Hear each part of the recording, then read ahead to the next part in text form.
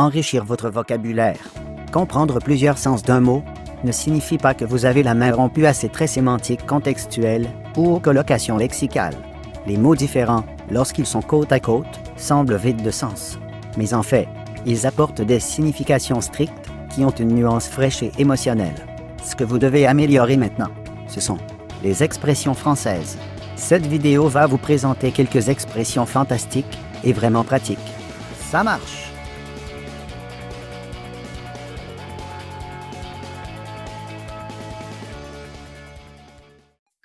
Les Anglais ont débarqué. Tout le monde sait que, dans l'histoire, les Français et les Britanniques ont eu des batailles territoriales qui ont duré des centaines d'années. Et exactement, ils ne s'aiment pas. Suite à la défaite de Napoléon Ier à Waterloo en 1815, la France vit arriver un flot de soldats anglais vêtus d'uniformes rouges sur son territoire. Les Parisiens faisaient un lien familial entre l'arrivée de ces soldats aux tuniques rouges vifs et le flot de sang qui arrive pendant les règles et a adopté cette expression dans leur communication quotidienne. Donc on a l'expression « les Anglais ont débarqué » qui signifie avoir ces règles. Entre chien et loup, cette expression désigne le crépuscule, le temps que tombe la nuit. Mot à mot, quand il a un manque de conditions de lumière, vu ses formes proches, on différencie péniblement le chien du loup. Ainsi, le crépuscule, autrement dit, la tombée de la nuit. Est le moment où les gens souvent confondent ces deux animaux. Donc, au lieu d'utiliser crépuscule, ils préfèrent entre chien et loup comme une expression de manière plus intéressante de leur bleu. Tenez bon, celle-ci bien évidemment ne demeure pas dans une seule signification. Elle indique aussi le fait indiscernable.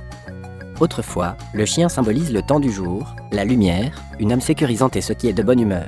Tandis que le loup a l'image de la nuit, de l'obscurité, de l'heure où l'on se réfugie chez soi avec fatigue et de la perturbation. C'est ça. Se fendre la poire.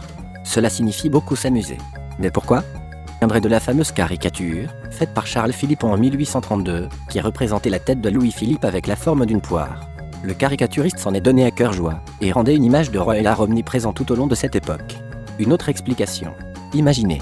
La forme d'une poire rappelant celle d'un visage, et celle de rire fendant le visage en deux, on imagine volontiers qu'une poire fendue représente quelqu'un en train de rire aux éclats.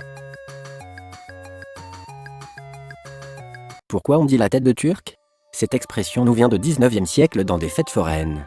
Dans ces fêtes, il s'agissait d'un dynamomètre sur lequel il faut frapper le plus fort possible par le marteau afin de mesurer leur force. Le dynamomètre est décoré avec un visage portant le turban et avec une moustache représentant un sultan musulman. Mais pourquoi le Turc ? Simplement, parce qu'à ce moment-là, le Turc avec son grand empire ottoman était considéré comme le symbole de la force puisqu'il a conquis toute l'Europe. C'est le fait que cette pauvre tête était constamment frappée par tout le monde. En s'en figurer, une personne qui a une tête de Turc fait référence à une personne en proie aux moqueries et au quolibet. Voilà, c'est tout ce que nous aimerions vous transmettre. Si vous aimez le clip, aimez, vous abonnez à notre chaîne et commentez ci-dessous.